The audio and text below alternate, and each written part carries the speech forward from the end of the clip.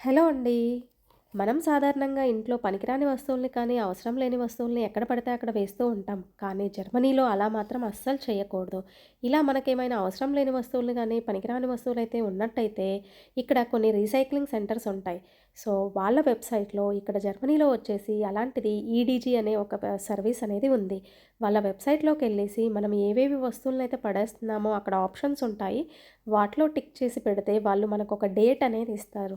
So, ఆ రోజున మనము సామాన్లన్నిటిని కూడా ఇలా బయట పెడితే వాళ్ళదొక పెద్ద ట్రక్ అనేది వస్తుంది. వచ్చేసి దాంట్లో మాత్రం ఇలా తీసుకొనైతే వెళ్తారనమాట. సో, వాళ్ళు వీటిని తీసుకెళ్ళి రీసైక్లింగ్ చేయటము అలాంటివన్నీ చేస్తూ ఉంటారు. సో, బయట మాత్రం అస్సలు పెట్టకూడదండి. వాళ్ళు మన ఐటెమ్స్‌ని బట్టి ఛార్జ్ వేస్తూ ఉంటారు. సో, మనకి వెబ్‌సైట్‌లో క్లియర్‌గా ఉంటాయి. మెన్షన్ చేస్తారనమాట వాళ్ళు. మీ దగ్గర ఏమున్నాయి సోఫాసా అంటే వుడ్ ఐటెమ్సా లేకపోతే ఎలక్ట్రానిక్సా అని ఉంటాయి. సో, సెపరేట్‌గా ఎలక్ట్రానిక్స్‌కైతే వేరొక వ్యాన్ వేరొక ట్రక్ ఉంటదనమాట. సెపరేట్‌గా అది వచ్చి తీసుకెళ్ళిద్ది. సో, మాకిక్కడ ఎలక్ట్రానిక్స్ అని ఏం లేకపోవటం వల్ల మేమైతే మాకు ఈ వ్యాన్ అయితే వచ్చేసి ఇలా అన్నిటిని అయితే తీసుకెళ్ళిపోతుంది. సో, వాళ్ళు మన ఉన్న ఐటెమ్స్‌ని బట్టయితే ఛార్జ్ వేస్తారు. కంపల్సరీ వాళ్ళు వచ్చే రోజు మనకి చెప్తారు కాబట్టి మనం అన్నిటిని బయట ఉంచాలనమాట.